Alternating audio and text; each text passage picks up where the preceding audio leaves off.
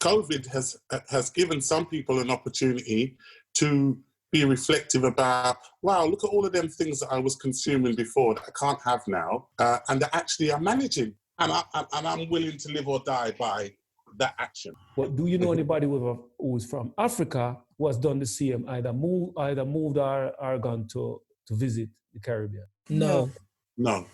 Country, what is being done to educate the population in African countries about what these issues are that are being played out globally? Could that be the perspective of Africans living in Africa?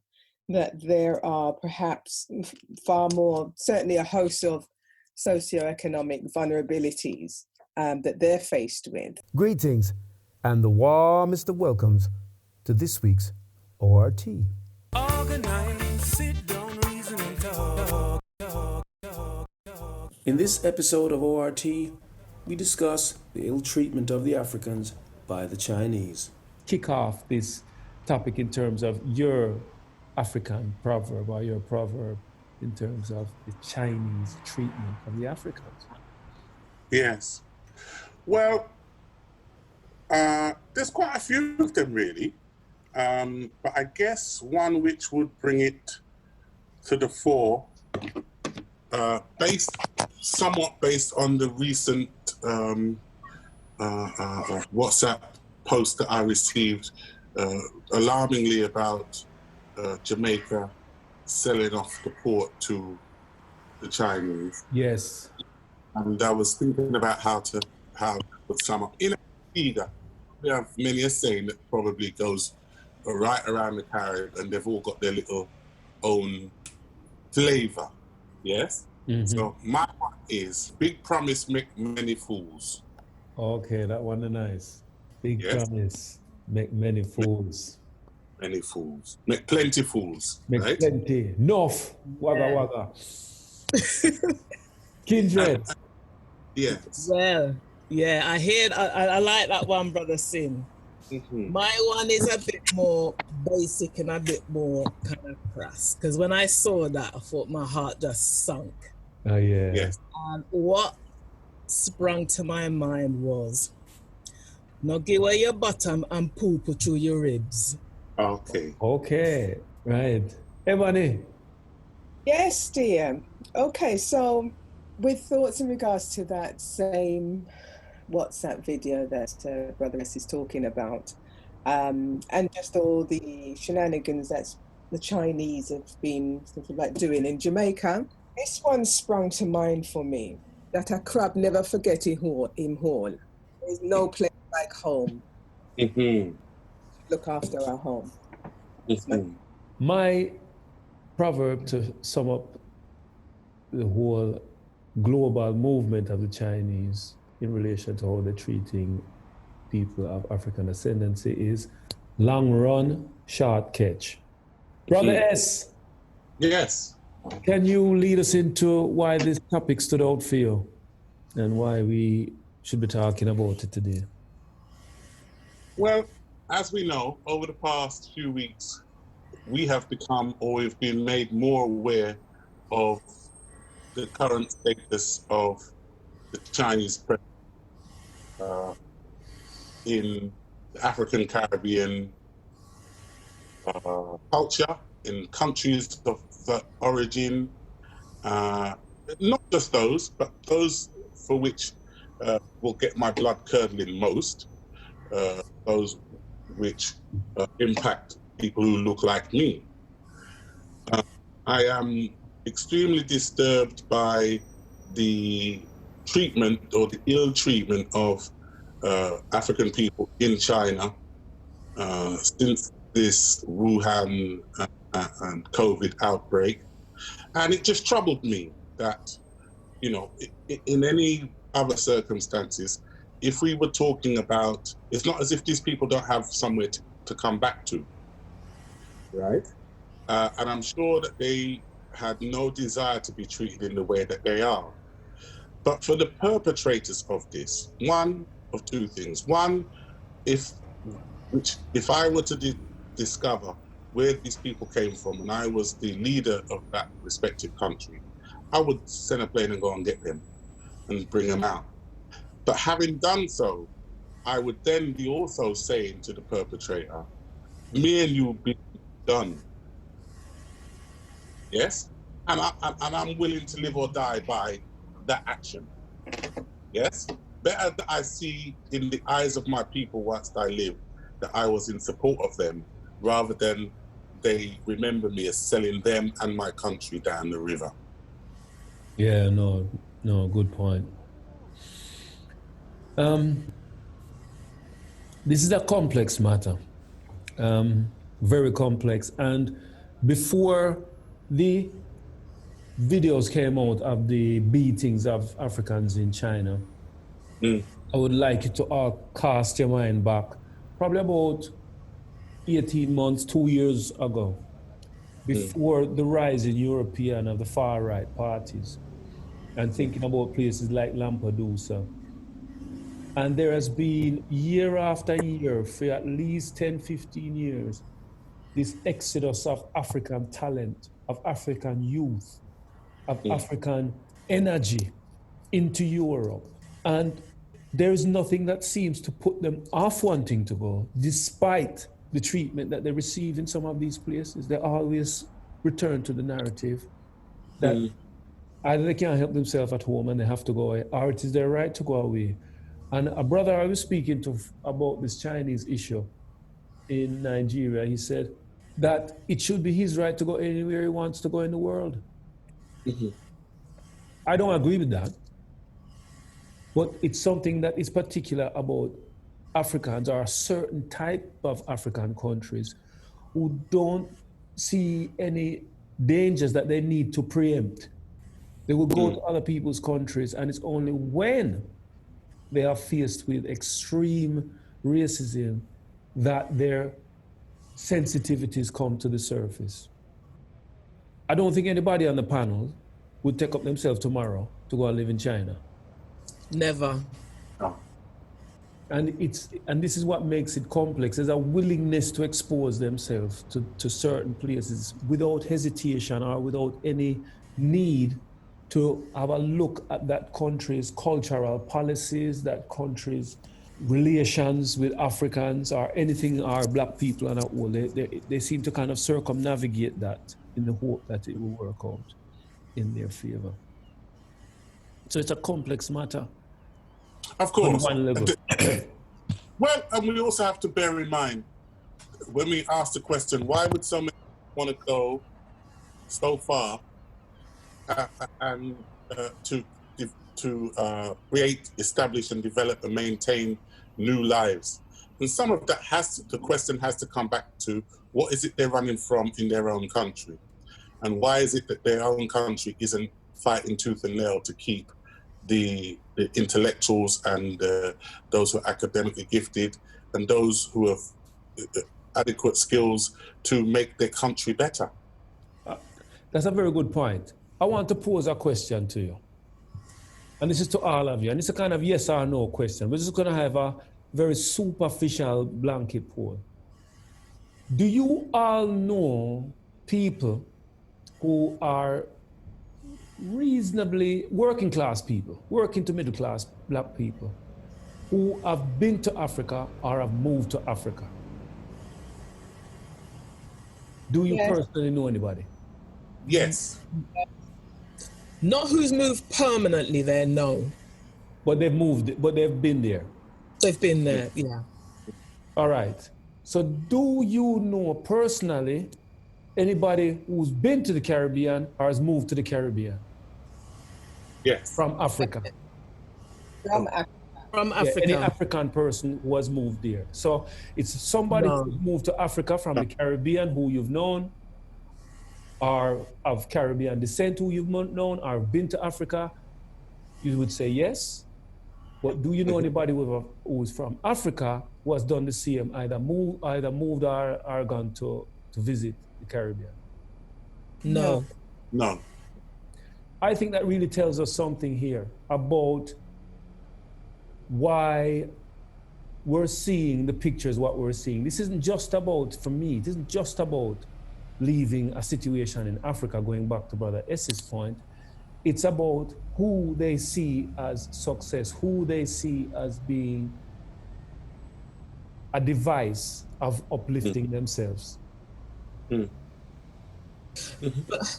Okay, but I think Brother Sin's point is really an important one in terms of what is being done within their own countries to counter those ideas, because what those perceptions are coming from somewhere, right?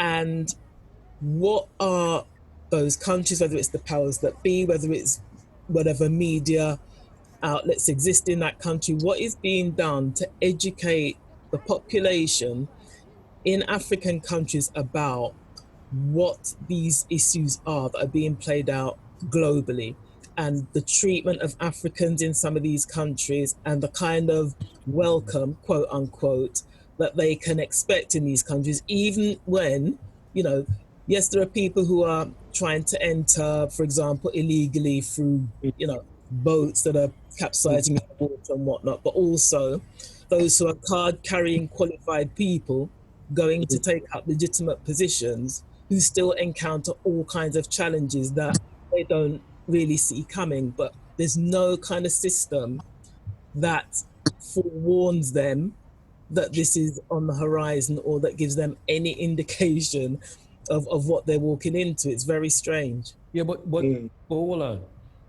You live in the UK, and you cannot, and there are Africans that live around you, and you cannot point to even 2 or 3 who you say, you know that they're going to go to St. Lucia for a holiday. You know they're going to go to Jamaica.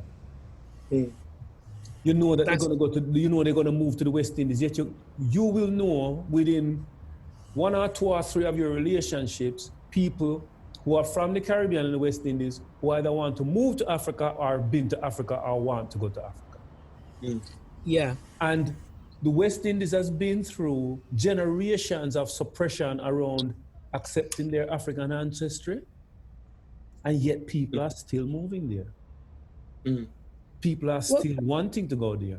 You've been there.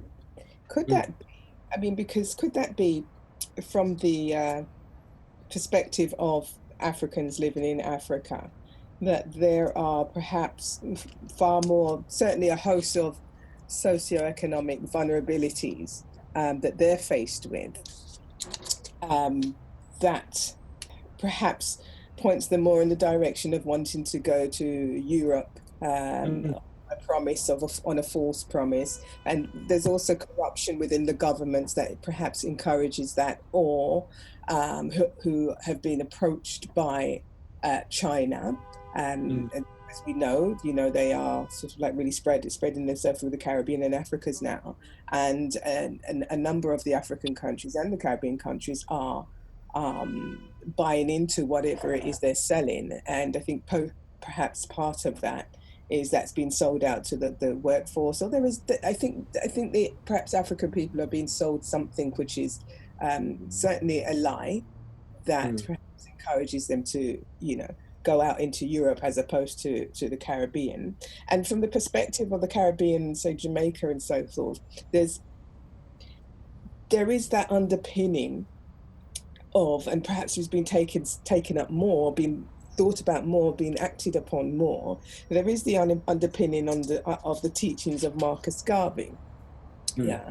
But hold on, I have to interject, because again, you've gone right back to Africa. I'm saying, let's look at African mentality. You have in London and England Africans who are working, who have money, who are educated, and they're not interested in going to the West Indies. So what conversations are they having with people back home? And Jamaica, Grenada, St. Lucia, Cuba, Haiti, they've all had the same amount of suppression, if not worse. But I think religion kind of plays a part in it as well,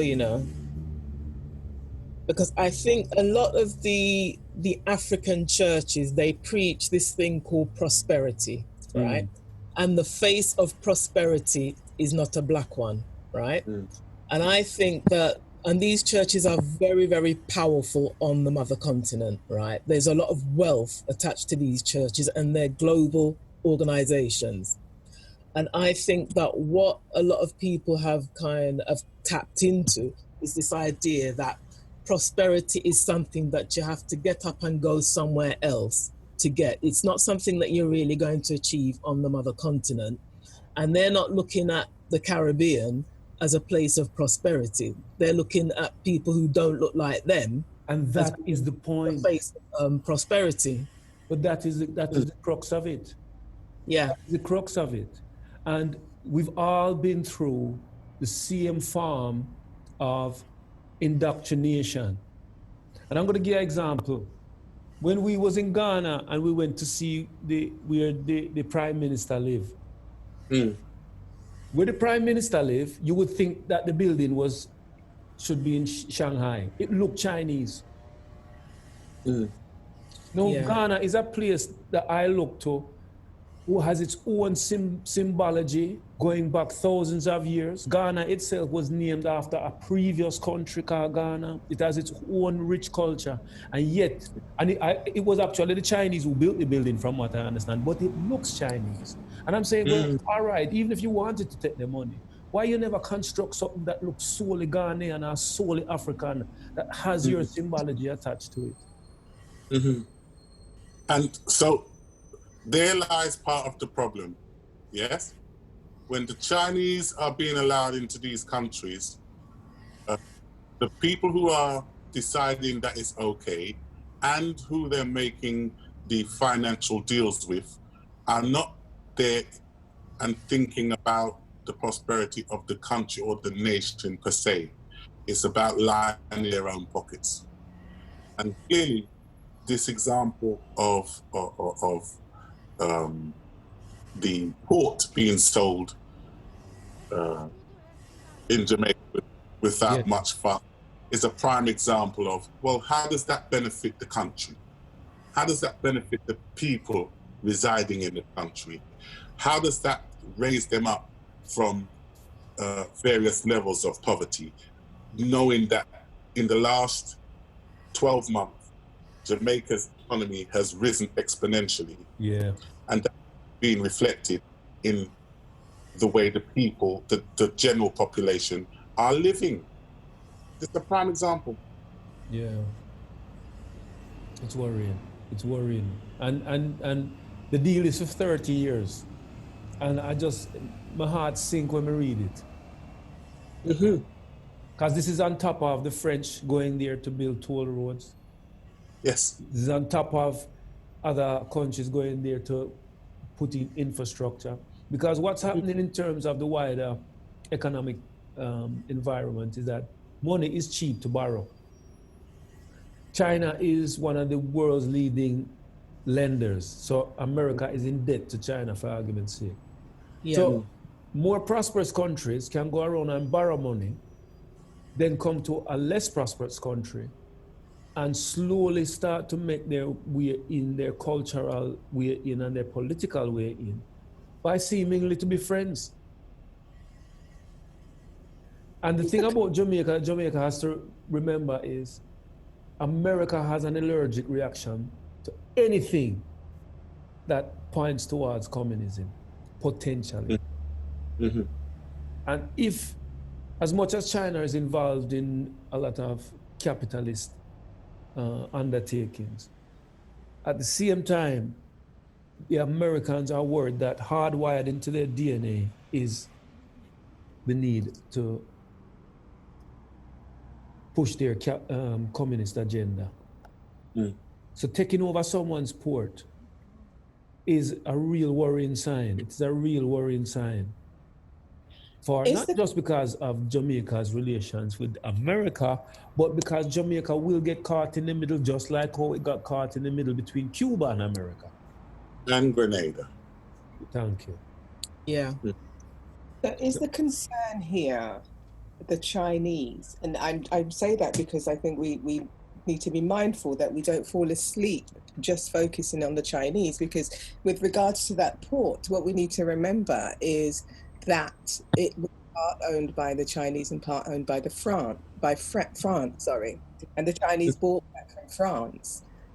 So the reality is we didn't actually own it prior to them selling to the Chinese. And I think it's been about being also aware of other countries that are buying, the assets. Yeah, very good point. Caribbean.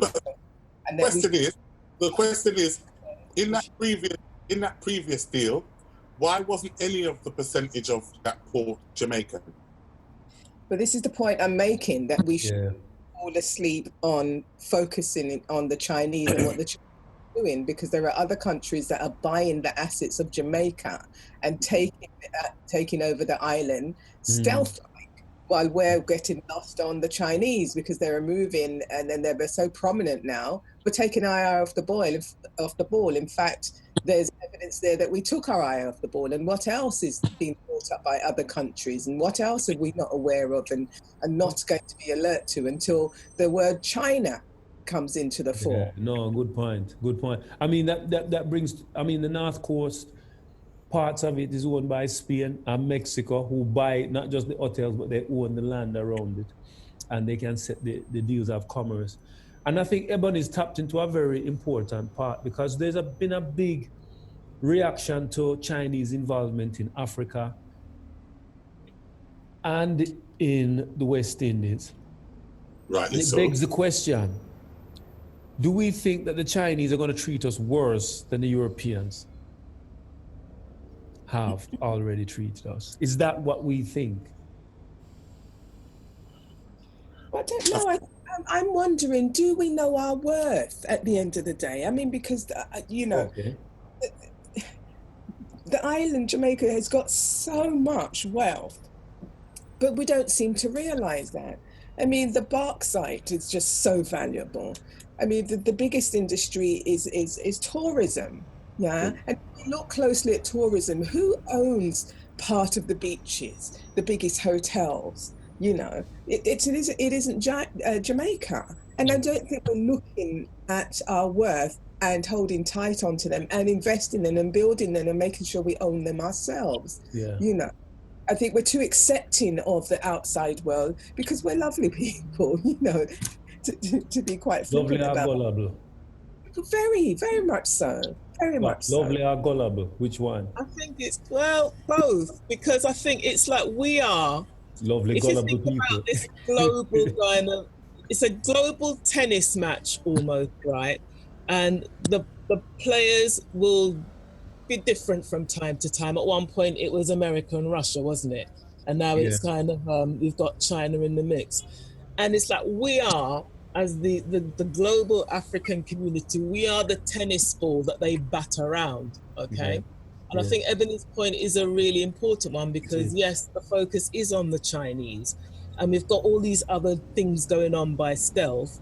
And what they all share is that they're all sort of rubbing their hands together and looking at what piece of us is going to be, is going to increase their next profit margin. And we're so busy being batted around from pillar to post. Right. Does it really matter if it's Chinese or American or Russian? The treatment isn't going to be any better or even necessarily any worse. It's our position is the thing that never changes. Absolutely. Okay. And I'll go so far as to ask, who is the treatment by? It's not by the French or the Chinese or what have you. Government of Jamaica, because it's them who are buying into these deals, these diabolical deals. Clearly it's got to be beneficial to them, because I can't see, I just think it's quite corrupt. Why would you want to do that to your country, your island that is got such value, other than for means that are beneficial to you and yours? Okay. That's really important, actually, because as much as we can see what, China and America and Russia and all these other countries are doing, should our starting point be that people power needs to be holding our leaders much more accountable for these deals that they're entering into? I was going to come on to that, actually, because I want to shift the focus slightly. And I just want to make a quick point. People have issues sometimes with China spending money outside of China, but part of the economic growth model is once you've developed your country GDP to a certain level, you need to then go outside and look outside models, outside markets. And that's what they've done. It's part of that whole capitalist agenda that you have to go outside and look outside markets. It's not necessarily that they want to target these other countries.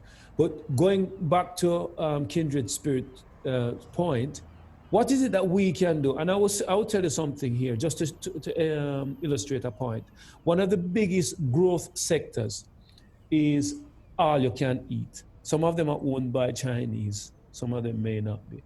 But we know that Chinese food restaurants, like all you can eat, are frequented by people of African descent, quite often, African or African descent. So what is it that we can do? We've got about 6 or so minutes left to actually increase the pressure or change our behavior to support some of these African leaders, like the leaders in Kenya and Guinea, who have come out, and Tanzania, who have come out to take a stance against the treatment of their people, or the African people in China. What is it we could do on the ground level? The quickest thing to do, or the one that might appear quickest to do, is to withdraw by being remaining part of the Chinese takeaway market, right? Now, Yeah. I'm prone to a rib. I'm prone to some hot chili beef strip. I'm gonna lie, but I have to wrestle with my conscience about this. I can't be saying, right? There's an issue about, in plain terms, yeah. Never invite yourself to your enemy's house and then complain when you're mistreated. Okay?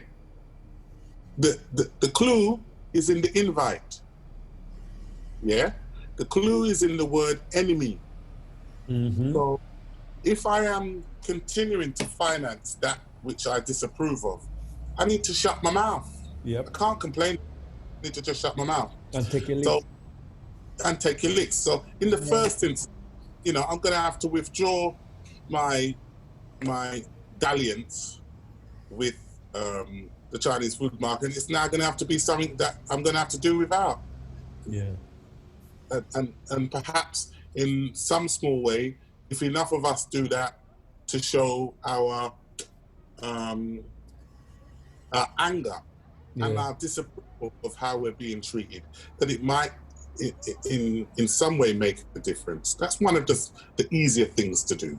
Yeah. Which I'm well, it's not only easier, it may actually be a powerful thing. Sylvia Taylor came out this week to say that actually we should use our buying power as a means of expressing our views. So I don't think it's just something easier to do. I think it's something that can be significantly effective. Yes, I mean, I haven't got a reason not to do it, is what I'm saying. And so I will do it. Yeah, it's one of those immediate effect. With immediate effect is I feel that I can do that. Because as I said, you shouldn't really invite yourself to your enemy's house and then complain about it when you're mistreated. And by that, these people who have been suffering at the hands of the country that they've gone to, not necessarily the Chinese, but anyone which kind of treats you in that way, at some point, you got to look at yourself. Was it all worth it if you're saying economic migration has always been here, economic migration remain here, but when we go to a place where actually we discover that we're being treated worse than if we had remained in the relative poverty of our own country, let's go back. Yeah. I agree with that, Brother Sin. I mean, I can remember back in the day when you would be loud and proud about boycotting South African products, right? For real. And I think that we should not only start using our buying power to boycott Chinese products and services, but we should be vocal about why we're doing it. We should be upfront about why we're doing it and let people know that we are not financially supporting this treatment of our people, whether it's here, whether it's on the continent, whether it's in the Caribbean, wherever. And actually we do it in a very kind of open and public manner. Yeah. Yeah, withdraw our money. Yeah. From those markets, withdraw them. And actually, I think COVID has given some people an opportunity to be reflective about, wow, look at all of them things that I was consuming before that I can't have now, and that actually I'm managing. Yeah. Yeah, true. Okay, we've got less than a minute left, so if you can all go around and say whether we stick with our original saying and what we do differently. Ebony?